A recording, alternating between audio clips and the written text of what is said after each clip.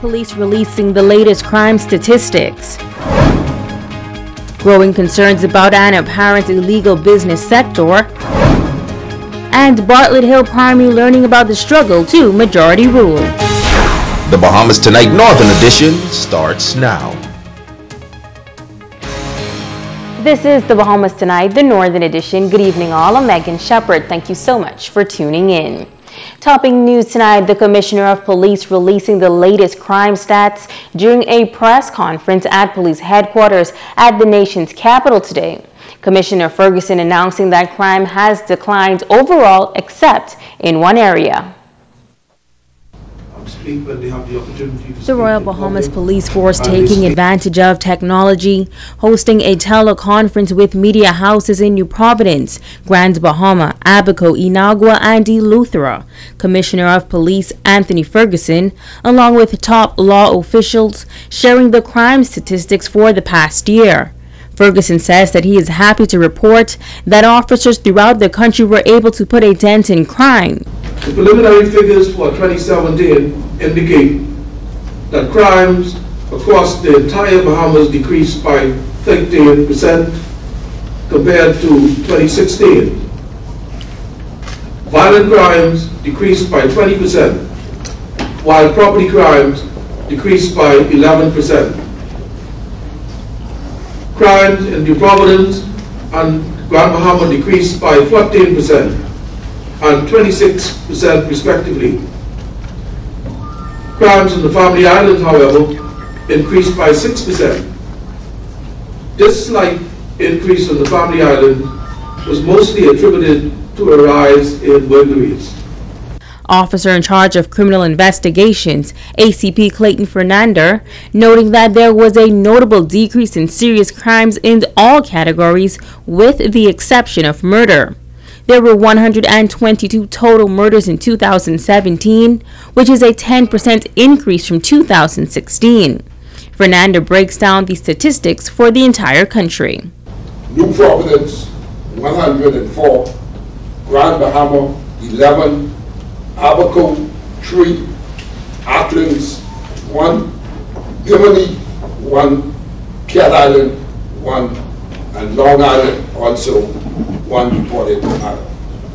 Murders in Grand Bahama showed a 9.2% decrease, with 11 murders reported in 2017 compared to 18 in the previous year, 2016.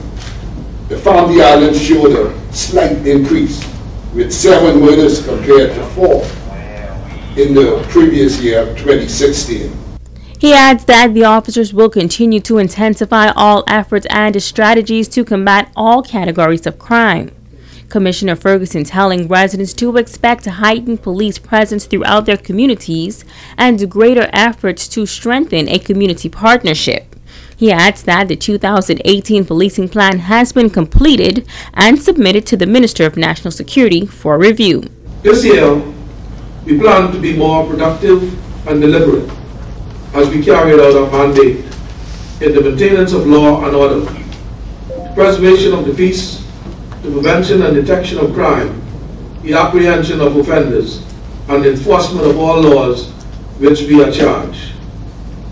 Our policing priorities for 2018 will be geared towards effective management, professionalization of the service, optimizing the use of technology, interacting with at-risk youths, improving road safety, and the continued prevention and reduction of crime. Complete details of the 2018 policing plan will be published as soon as they are approved by the minister. A shooting in Abaco has left one man in hospital. Police say a man was standing in the area of a business establishment on Charles Sawyer Highway around 1 o'clock this morning when he was apparently shot in the leg. He was taken to the Marsh Harbor Medical Center by a private vehicle and is said to be listed in stable condition. This coming as police investigate the discovery of 2 decomposed bodies just out of Treasure Key. Unconfirmed reports say one of the victims is believed to be a resident of the Mud in Abaco, the other a resident of New Providence. In other news, some small business owners point to a new trend developing in the Freeport community. They claim that illegal businesses are popping up and those at the forefront are not operating within the confines of the law. Hitalia Hall reports. The Garnet Lavardi Justice Center officially opened in 1994 in Grand Bahama, but in recent years it has fallen into a state of disrepair. Local attorneys and residents have spoke out against the deteriorating conditions, and to date not much has changed. But Attorney General and Minister of Legal Affairs, Senator the Honorable Carl Bethel, says recently a contract was approved for mold remediation at the Justice Center. Repairs are ongoing and we'll try and expedite them throughout the course of this year.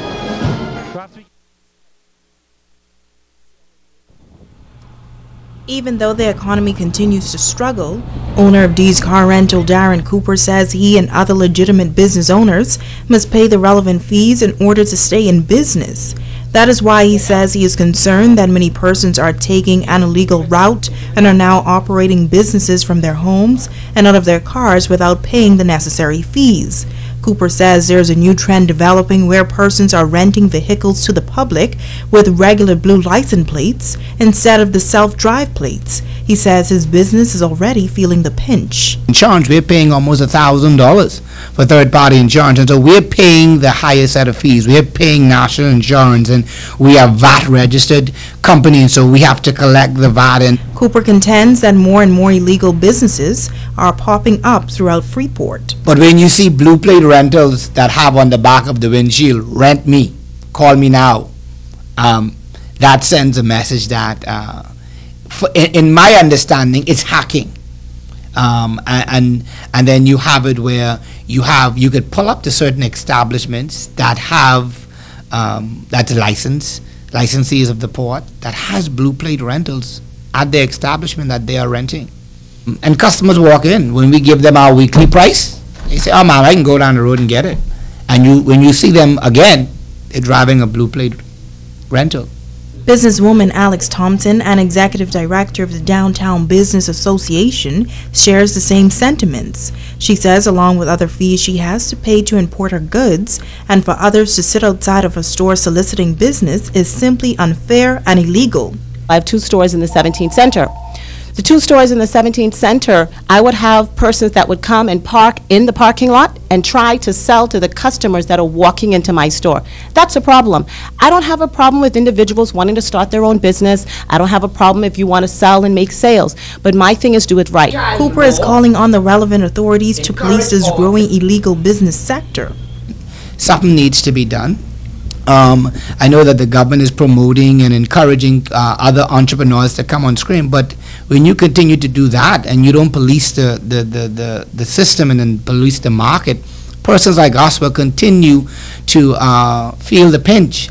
Hitalia Hall, ZNS Network News. Stay with us, the Bahamas Tonight. The Northern Edition continues in just a moment.